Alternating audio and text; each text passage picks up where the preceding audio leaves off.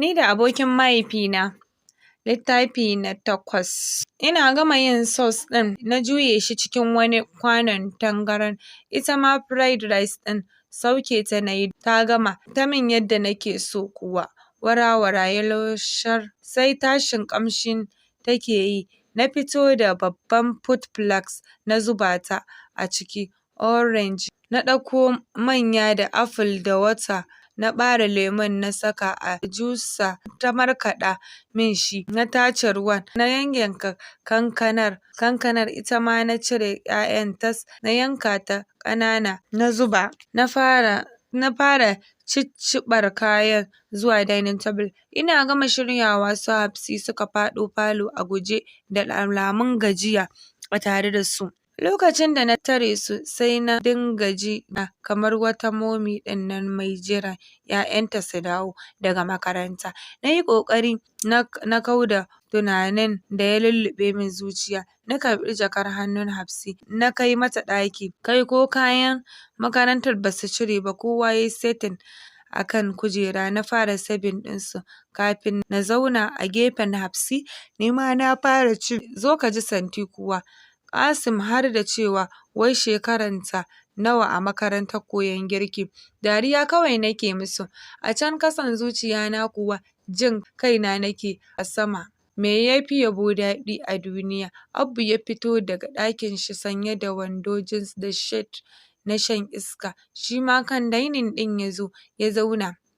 Na miƙe na fara serving ɗin shi abinci yayin da yake gaisawa da iyalan shi. Na zauna na zuba mishi komi na ajiye a gaban shi. Na koma mazauni na zauna. Muka ci gaba da cin abincin mu. Wajen cin abincin ya koma shiru. Abba bai yi magana ba sai kai kawai da yake girgizawa. Rashin magana ma yabawa ce. Sai da kowa ya ci ya cinye abincin plate ɗin shi duka. Suna gamawa kowa ya wuce ɗakin shi saboda ranar ba za su koma makaranta ba. Na fara tattara plate ɗin da muka yi amfani da su na kai kitchen. Abbu yana zaune a har lokacin yana cin ɗora abinci a cikin shi cikin alamun rashin saurarawa. Na fahimci matsananciyar yunwa a tattare da shi. Na kai hannu da niyyar ɗauke juice ɗin da na yi cikin rashin sa'a shi ma ya kai nashi hannun. Don haka na yi saurin janye nawa hannun amma duk da haka sai da hannun shi ya ɗan gogi hannuna. Ya Allah! Wani irin current na ji ya taɓa ni kamar na taɓa buɗaɗɗiyar wayar wuta. Na ja baya da sauri ina shibirin shi kan hannun shi ya ƙura wa idanu yana kallon kamar wani baƙon abu. Kafin ya ɗago idanun shi yana kallo na mai cike da ma'anoni waɗanda na kasa formin abin da suke nufi. A hankali ya maida kan shi ga plate ɗin shi ya ci gaba da cin abinci amma fa cikin rashin kuzari. Ganin haka ya sa sumi-sumi na wuce ɗakina, ƙafafuna shaking ina bada baya. Ya maida kan shi ya jinginar da kujera yana ajiyar numfashi. Da sauri-sauri, what the hell did he just felt? Yake tambayar kan shi. Ina shiga ɗakina na zube a bakin ƙofa. Rawar da jikina yake yi ta ƙaru. Inna lillahi kaɗai na ji bakina yana furtawa da ƙarfi. Da ƙyar na iya daidaita nutsuwata. Wannan wani irin abu ne haka?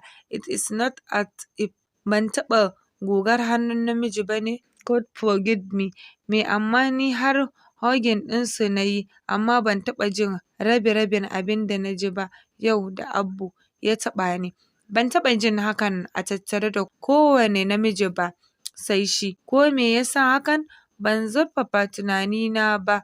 Na miƙe na fara gyara ɗakina don ya yi wani abu ba sai dai ba ni da aikin da kawai har bayan la'asar ina gyara. Da na gama wayata na ɗauko na shiga ɗakin Hafsi tana zaune a ƙasan kafet tana ƙoƙarin warware kitson kanta.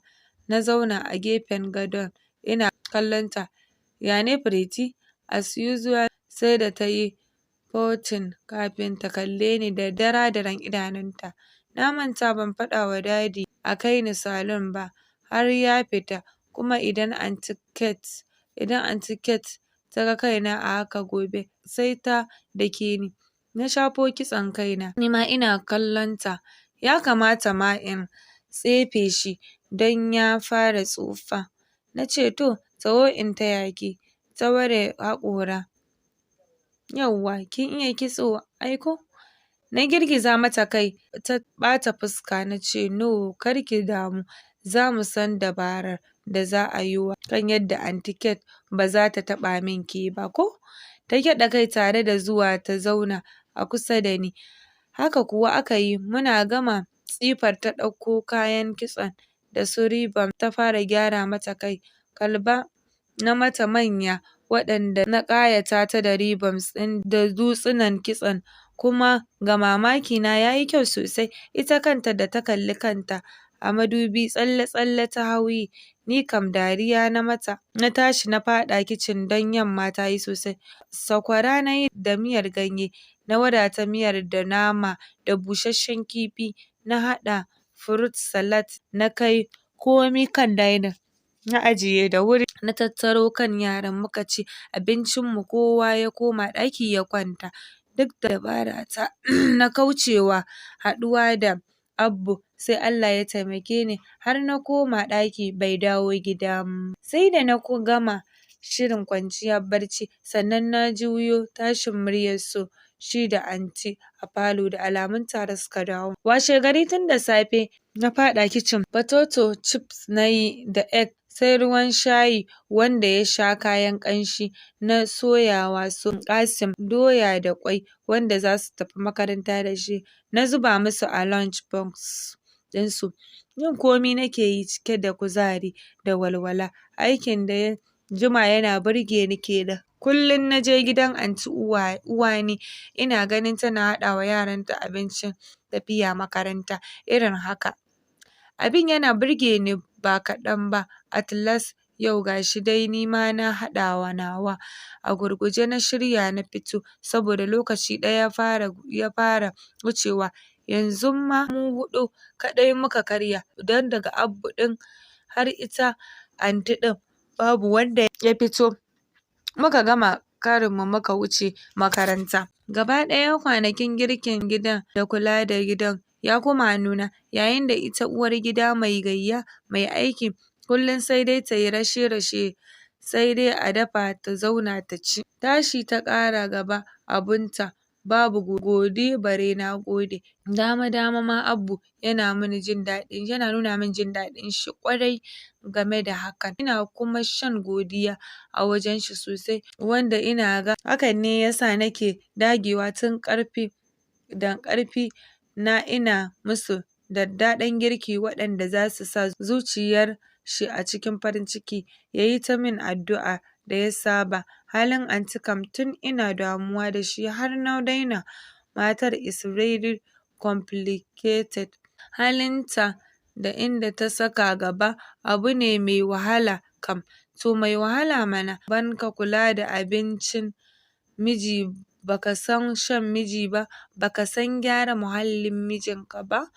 Ba ido na saka musu ba, amma na san bata kwanan ɗakin miji. Ko ina suke ko a gaban wa suke bata damu da mijinta ba. Rayuwar Aunty Mubina fa tana buƙatar gyara sosai. Allah nake Juma'a ta zo in wuce Kaduna. Ba wai don na gaji da hidimar da nake yi da su ba.